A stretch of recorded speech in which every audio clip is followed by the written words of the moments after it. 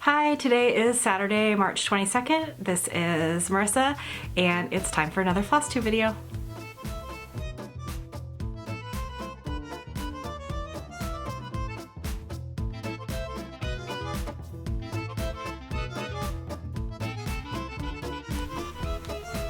Hi, welcome. Today is Flosstube number 41. My name is Marissa. This is MKissa Creations, and you have made it to the crafty side of YouTube, more specifically the cross-stitch side of YouTube. This is a Flosstube channel, and I am here to tell you about what I've been working on this week and give you a little update. Or the last 2 weeks, actually. It's been 2 weeks since my last video. We're on Flosstube number 41, and I am super excited. So I'm a day late. Yesterday was match day. Match day is when all of the fourth year med school students find out which institutions they will be doing their residency at, and it's a very exciting day and a very busy day. And normally I work from home on Fridays, but because of my job helping to manage a residency program, I go to the hospital on match day, and we have a party, and we're not celebrating with the med students, like we're just celebrating the fact that we're getting new people in our programs next year. So my program has its foot into 2 other specialties, and so the 3 programs we do a party together. We have a big taco bar and celebrate with our current residents, and we get all excited about the new residents that we are getting. So we had a very successful match day, but I wasn't working from home yesterday to film on my lunch break, so you get me a day later. So it has been a busy 2 weeks leading up to match day. We kind of find out on Monday whether our week is going to be like wild or not. Luckily this year it was not a wild week. Some programs do kind of have to scramble at the end to make sure that they are all filled, and that happens in between Monday and Friday. So it can be kind of a wild race, and then the build up for that Monday of finding out if you're going to be in that wild race can be like a little much. So last week was very high energy, anxiety, and just like, well, and now it's replaced with high energy excitement for what is to come next year. I got a new microphone for my camera, so hopefully that is all connected and I am not speaking to you silently, which would be a huge bummer, in which case you're hearing a voiceover and my mouth is not matching up with my words. Or I filmed again. I don't know what will happen. I guess I could have done a test run, but you know, I like have my small window of having children occupied and life happening, and I want to get a video up there for you because I have some exciting things. I have a finish, I have a new start, and I have whips that you've been seeing lately that have a little bit of progress on them. So it's been 2 weeks. I have a finish, so I have been stitching. The stress relief from stitching during match week was like very beneficial. It was like, I want to go home and stitch at night when I was leaving, or when I was logging off. And then next week we're on a work trip. So it's very work heavy right now, as I know it is for a lot of people. I mean, I feel like the cross-stitch community has a lot of accountants in it, so I know they are all very busy and are missing their stitching days, their normal stitching days, and I'm right there with you. I'm not in the accounting world, obviously, but preparing for the academic year turnover in the medical world is getting a little wild on our side. So sorry, our dishwasher's done. I don't know if you can hear that. And like I said, new microphone, so I don't know what's gonna get picked up and what's not. Hopefully it's like more focused, and that is more beneficial for you and me, and there's no like weird fuzzies in the background. That was my goal. Should we talk about some cross stitch? I think we should talk about some cross stitch. I want to start with my new start first. So for my birthday, I bought myself a pattern, and it's a pattern that I've been wanting for a really long time. It was previously out of print, and so I think it was like selling, I mean, I feel like for a while it was one of the pricier ones, and then I feel like you could probably get it for around $70. And in the grand scheme of things, like paying $70 for something that is going to take more, that like, even just comparing it to like a Disney day or like a movie theater. So like you go to the movie theater, you pay $10 for 2 hours. So that would be 14. This is going to take me more than 14 hours. So like, by the hour entertainment wise, I think Stephanie's talked about this in her, like, Stephanie and Allison have talked about this in Cross Stitch the Globe in their like most expensive pattern videos. Like, in the reality, the amount of entertainment and joy that it brings us is probably worth that much. But the frugal person in me was not willing to spend $70 on just the pattern part. And as you'll find out, the frugal person in me is not even willing to spend the money on floss. So, but it is a birds of a feather. So Colorado Cross Stitcher has been reprinting some of the charts, and I just waited patiently for this one to come. And it's funny because I started talking about it and then it like got released, like I think that week I was talking about it with somebody and they were like, oh, it's out. And I was like, oh, it's out. Okay. So now I just need an excuse. I'm trying not to be a just like buy it and let it sit in my stash for a long time person anymore, because that's like currently what I'm paying for, and going through my project bag of like, I have these charts that I really want to stitch. I bought them because I really wanted to stitch them. Now they are sitting there. What are they doing? When are they going to get stitched? So now I really am trying to buy patterns that I'm going to stitch. Like right now I'm going to stitch that. And so that's what this was. It was my birthday purchase. And so I'm calling it my birthday start, even though I didn't start it until like 3 days ago. My birthday was March 5th. It is now like 15 plus days later, but it's springtime and it's time for new life. So it's time for a new start. So I started Sally Spencer, and I'm going to hold that up nice and close for you. I'm not going to insert a picture of this one because I think outside of the package you can see it pretty well. And I've just always really liked this. And I think maybe it's because it looks like it's red and aqua. And so it's like right up my alley and my color combo. That's my favorite. I know it's gonna look great on my wall with the other stuff in our house. It's the only alphabet that I like have in my collection, I think, right now. Like I'm not an alphabet sampler stitcher, but this one I just absolutely love, and I don't know why. It's just simple, sooner begun, sooner done, like a beautiful alphabet. I didn't really realize there were so many spots for initials, so I need to count up those spots, and then I think I'm just gonna put like our immediate family in there, like probably, gosh, how many are there? Let's just count. 1, 2, 3, 4, 5, 6, 7, 8, 9, 10, 11, 12, 13. So it looks like there's 13 sets of initials. So I will take the 4 for my house, and then my mom, my 2 sisters, my husband's sister, my brother-in-law, and then I guess my husband's parents, so that puts us at 11, then, right? And then 2 more, and then my nieces. And I think that like really covers the like cocoon, and we'll do that. All right, so I guess that's done. I just need to figure out where everyone's gonna go. I started it on the 20th or the 19th. I don't remember which. I don't have my notebook. Sorry. And I started it on Old Massachusetts Linen, 40 count from the Primitive Hare. That's the tag from that. Will it come? There it is.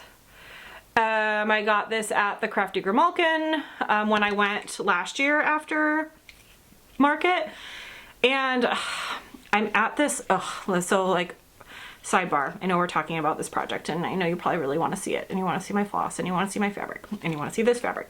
But let's talk about fabric for a second and how our tastes change, because holy cow, I stockpiled 32 count fabric and I have so much beautiful 32 count fabric. So much stuff doesn't fit on 32 count fabric. Like, I love to buy a smaller cut of fabric or to buy a fat quarter and be able to cut it in half and use it twice and use it for 2 different projects. And I find that that works better with 38 or 40 count. And we're gonna talk about frugal Marissa again because she's here. I love using one strand. I love using one strand because I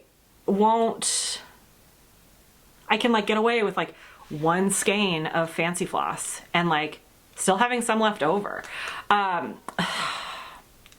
So I need to figure out, we need like a exchange program, like a, oh, I recently fell in love with this count of fabric and you really love this count of fabric, and like, let's do the thing. Let's sign up for a changeover, because I have beautiful 32 count fabric and I look at it and I'm like, but then I have to stitch with 2 strands and then I'm gonna like use it, or this project that I want to do isn't gonna fit on here, or I have to use a full fat quarter when I could just use a fat eighth if it was 38 or 40 count.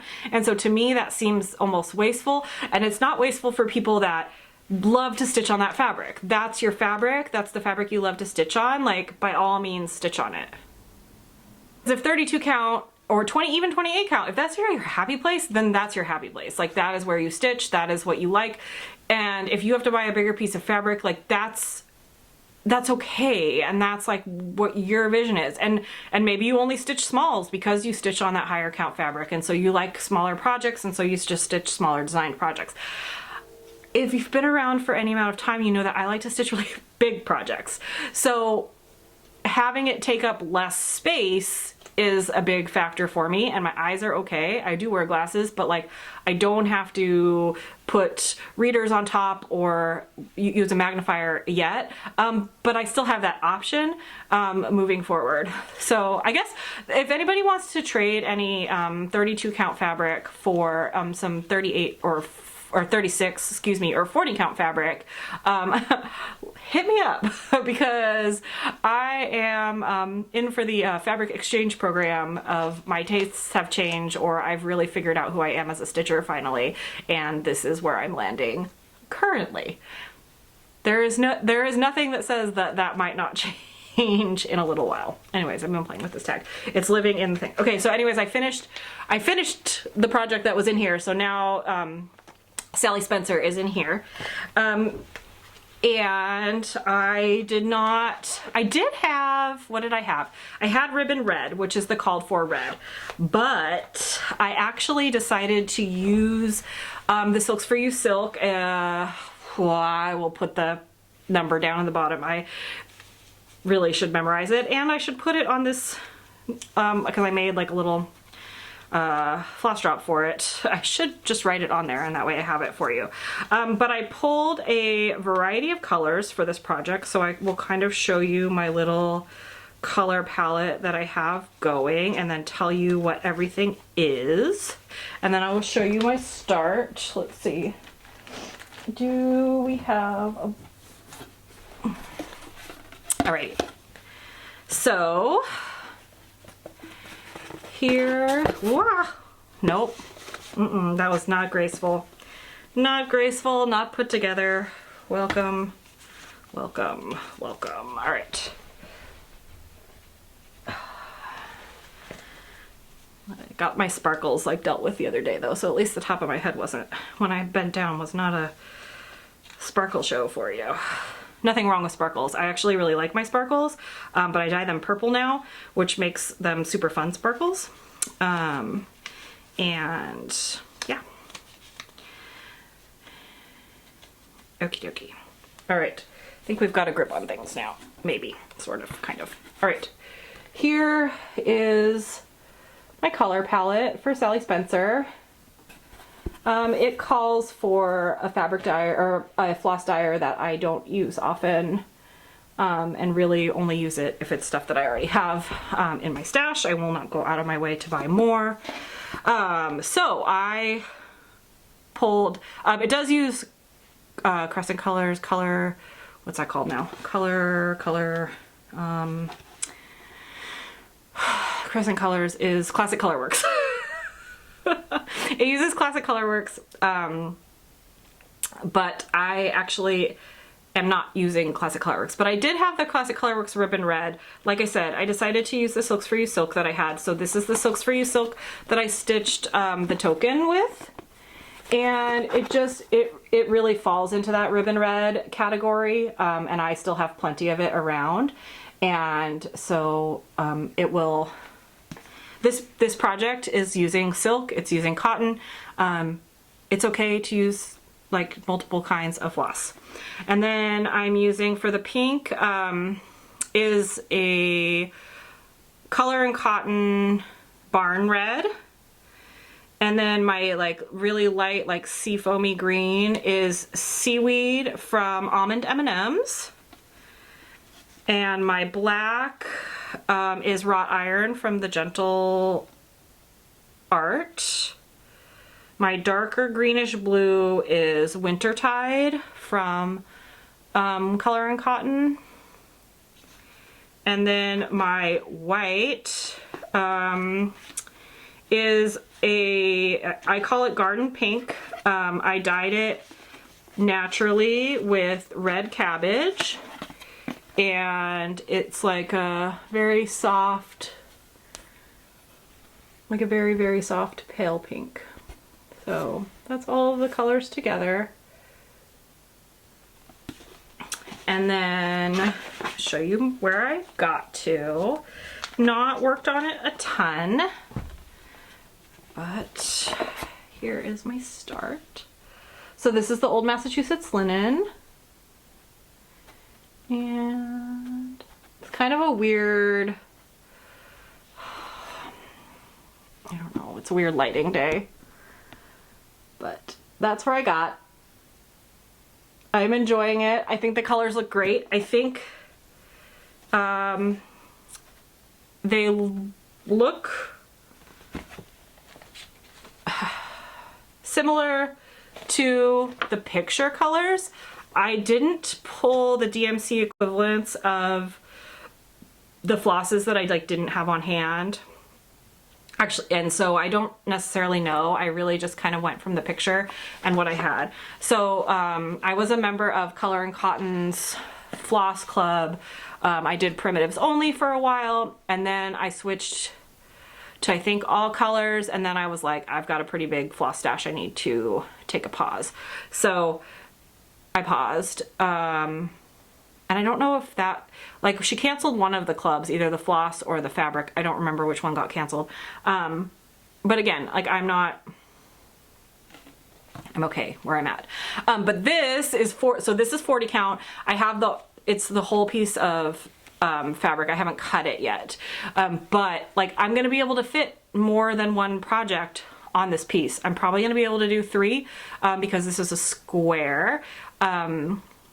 And then, so I'll have like kind of an L cut of fabric after I'm done. But I'm gonna cut it when I'm finished so that I have the same border around everything. I started in the lower left-hand corner, which I do because of the way that I stitch. So I have talked about this before, but I'm gonna talk about it again because sometimes we have new people, and if you're new, welcome. And I hope you learned something, and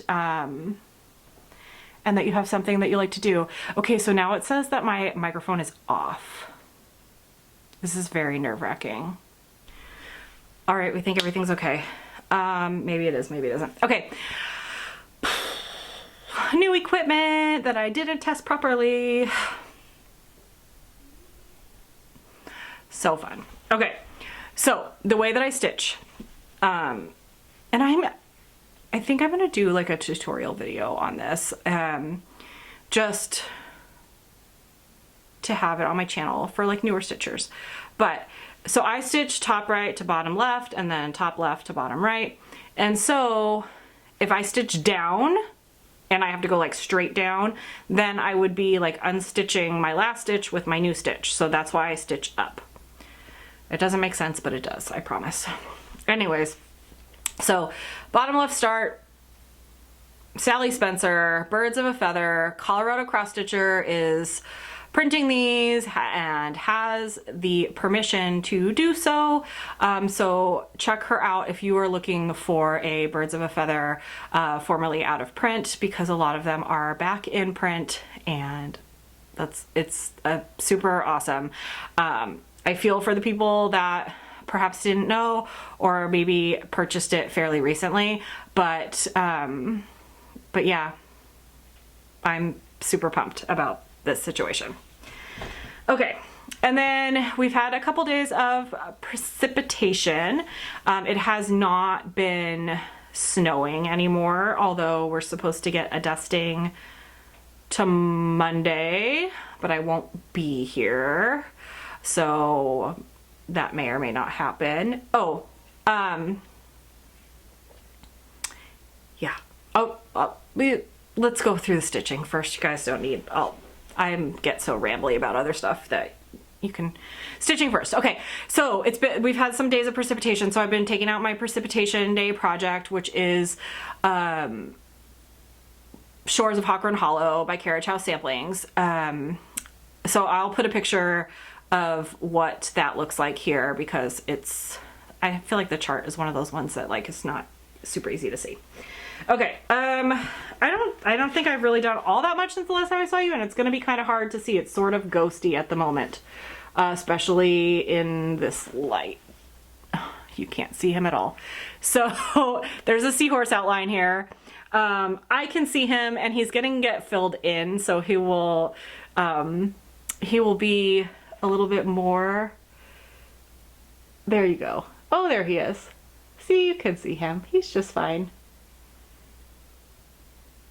So I got the seahorse outline done, which is exciting, because then I think, other than his little eyeball, I think the fill-in for him is like pretty solid. So that should be like a nice, easy, like brainless stitching, which is always exciting to have, especially on a big piece like this. So, and then there's 3 fish, or an eel and 2 fish, and a seahorse, and then that block will be done, which, like, the amount that I've worked on this project this year is probably equivalent to what I had worked on in all previous years. So making it my Precipitation Day project has really helped. So that is the first whip I worked on, and then the other one is 3, 2, 4, and this is where that's at. It still kind of looks similar. I did add some since the last time I've talked to you. I think I added a little bit down here, and then I added a little bit right here. So there is a little bit more in there, and it's still coming together. This is by Arlene Cohen. It uses 324 different colors of DMC, half 5x5 squares and half all different motifs. And some of them are very similar, but they are all different, and they are beautiful. And it is just some magical color work by Arlene. And she's got a 365 that came out, I think, for market this year. And I think there's another 324 that is like black work, but obviously it's color work. And it's all different colors in each like little section. And this is on Michael's 18 count 2 over 1 Aida crunchy. Although it's getting a little bit better because I've been stitching it in hand. I ironed it today because I ironed my finish for you, and so I ironed this as well. And I needed to get some of the lines out of it. I do try to fold it. When I put it away, I try to fold it differently each time. And that is a habit that I have from quilts. So if you have handmade quilts, you want to like we have these ones that like sit all the time that are folded, but like when you're folding it to put it on your bed every day, like if you put it at the foot of your bed and it's not like open, you should fold it differently each day, just to help prevent like wear and tear where you fold. And so I do the same thing with my cross stitch. I will fold it like one day in thirds, one day in quarters, one day, and just to try to keep my lines from getting too hard in certain places, and to help prevent the wear on the fabric. All right, now my finish. I finished the Deadly Aquarium from Lola Crow. I followed through on that. I said I would and I did. So here she is. See, my board is not quite big enough, but let's see if I can get her to, at least to be straight. All right, so there is the beauty of the Deadly Aquarium. I have not put my initials on it yet. I think I'm gonna put them like down in here. I've thought about doing that or like on one of the rocks in the tide pool. The tide pool, like the do not touch pool, I think is one of my favorite parts. The way the shading on the rocks turned out, it's just really wowed me. This whole project has really wowed me, and I'm super excited to stitch on her birds. So I'm gonna be buying that pattern and figuring out my fabric for that one pretty soon. But Deadly Aquarium is done. Now I have to debate also whether or not I'm going to buy the Greenhouse of Oddities still. I really like that corpse flower in the middle, and I would like, I wish she would release just the corpse flower. I might just buy that, but I also really like the whole greenhouse. So I don't, it's a lot. It's a lot of stitching. But it's all like very worth it. And I have bigger projects than this. Like this is not, I mean, so this is on 40 count. It is on 40 count Frozen Fractals from Hand Dyed Fabrics by Steph. So it's in 40 count, it's small. The only thing with stitching it on 40 count versus, I think she calls for 36. And I will say there's some back stitching that like they'll call for 2 strands and some back stitching that will call for 1. I used 1 on the whole thing because of the fact that it's on 40 count. So I think that's the only real detail that I've lost in this. And like it's like for some things like the there's a jellyfish right here, and his like tendrils are supposed to be the 2 strands. So I don't know. It shows up just fine, and I don't think I have a problem with it. It's just one of those things where I don't know. That's the one thing that's different on 40 count versus, I think she, like I said, I think she called for 36. And then if you stitched on anything smaller, you would definitely follow her like 1 strand for backstitch, 2 strand for backstitch recommendations where they are. But it's done, and I think I have a frame for it from that estate sale. So I think the from my thumbnail for my last video, the picture, the sunflowers, the Van Gogh sunflowers, I think that frame actually will fit this perfectly in it. I don't know if it's like the perfect frame for this, but right now I think I might just want to have it on my wall and just make sure that it's in a frame, and then I can like reframe later if I need to into a similar size. Okay, so I want to talk to you about plans, and then I want to talk to you about my about maple syrup, because I like to share my outside stuff, my outside like gardening things with you. And we boiled last week. So we boiled for the first time last week. I actually don't know if we're gonna, I think we'll boil one more time. It was a really short season unless like something happens, but like the buds are starting to come on the tree, and that means that we're done. once that happens, it's not as good. And but we just didn't have the weather for it before. So I think spring was like late to come, and then it happened real fast in like the maple syrup world. So I will, I'm going to insert a video of us tapping the tree, and then I will insert a video of us boiling, and then I will come right back.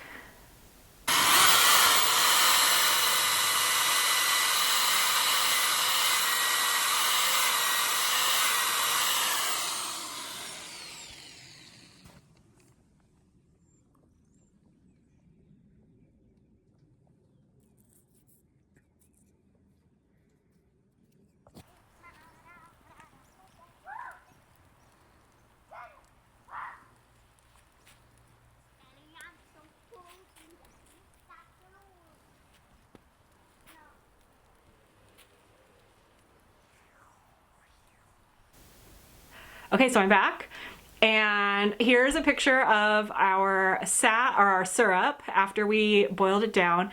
We boiled it down almost entirely outside this time, which was so lovely. Normally, it takes us a little longer. We've kind of finally gotten it down to a science, and we were able to get a really hard boil for a really long period of time outside, and I think because it wasn't really cold outside either. So I mean, it was cold outside. I think it was probably like 42 that day. So it was like not warm by any means, but because it was not freezing outside, we were able to get a harder boil. We were able to boil it down further outside, which is crucial because you're evaporating. We do ours over a fire. We don't have a fancy evaporator. And so if we do whatever we bring inside and still need, still need to evaporate, it can make our house very humid and very sticky. So like in previous years, I've had to like continually like wipe down our hood vent, and then having the hood vent on for that long, like that noise is like hard for me. So the more we can boil down outside, the better. So we did. Sap to syrup is a 40-to-1 ratio. So that means for every 40 ounces of sap, you get 1 ounce of syrup. Our ratio is like, I think a tiny bit higher. It usually is. And we get a little bit more syrup from our sap than that, but that's the traditional sugar maple. We don't have a sugar maple. There is a science to it. I did a big syrup math problem with my daughter for her to bring to school to show her teacher that she was doing math this weekend, because we did sap math and syrup math to figure out how much syrup we were gonna get. We had about 12 gallons of sap. We got about a quart plus of syrup. Again, picture of what we got. One of those is a quart jar, one of those is a pint jar. So it was really exciting. That sap and syrup is the kickoff to like the gardening season to me. It's everything's awake. It's time to get to work, and let's go. I spent our boiling day in the backyard helping to demolish our fence, which is another big garden project that we're working on. And I built a new garden bed. My mom bought me a really nice birdie's bed for my birthday to add to the ones that we already have in our backyard. You do not need fancy raised garden beds to have a garden. I just have gone through wood beds. I have one bed that's made out of logs. These beds hold up, and we are an above ground garden house. Having it in the ground here doesn't work as well. Our soil is kind of hard, and we don't have a giant property, so being able to really like contain where everything is just makes a lot more sense for us. That might change when we get our fence ripped down and our property feels a little bit bigger, but right now it feels like really closed in. So I will put in pictures of what I have. I don't remember what I took pictures of and what I didn't. Again, that was last weekend. This weekend is Maine Maple Sunday, which is when all of the other sugar houses open their doors to the public and sell their products, syrup, cotton candy, candy coated peanuts, maple candy, just everything. It's wild. So we are trying to go, we're gonna go to at least two new to us sugar houses. Our favorite sugar house actually opened their doors last weekend because they were doing a fundraiser for, there's a Try for the Cure out here, and I think the owner or the owner's wife does it. I don't remember which one. And they support that, so they did a fundraiser for it, and they did like, they do maple candy on snow. There you go, babe. Go the other way, honey. So we went and did that and did our donation for them, and bought, they make really good maple whoopie pies. So we went and did that, and then, so we'll go this weekend. So I'll probably have more maple content for you next week. And then cross stitch wise, I think my plans are really, I have my work trip. I still haven't decided what I'm gonna bring. I'm thinking about bringing those blooms, but I also don't know. It really is just gonna depend on what I am feeling like and what I feel like working on. And then, yeah, I mean, we're gonna get into it. It's gardening season. I've got my starts started. I've got to start a few more things inside, but we're getting kind of close to, I think, because of what's happening with the weather. I mean, it's Maine, so it can kind of always throw you for a loop. Our traditional last frost date is May 15th, but I think last year we jumped the gun and we were right. And I will start keeping a closer eye on it pretty soon here of what our weather is going to look like moving into May, temperature wise. But there are some frost hardy things that I can start getting in the ground. We already have our garlic in. I've got to fill my new bed. Right now it has just like yard scraps in it, mostly leaves from last season that we had bagged up knowing that we were going to expand the garden this year. So yeah, we are about to get moving in a heavy outdoor direction here, which tends to decrease my stitching a little bit, but also the days are longer, it's light out longer, and that means that more stitching can happen in the night, and hopefully we can press forward in continuing to keep up with some stitchy progress. All right, thank you all for joining me. I hope my new microphone was a success. If it wasn't, please let me know in the comments. I hope that you are having the best week available to you, and I will see you in 2 weeks with a new update. Bye.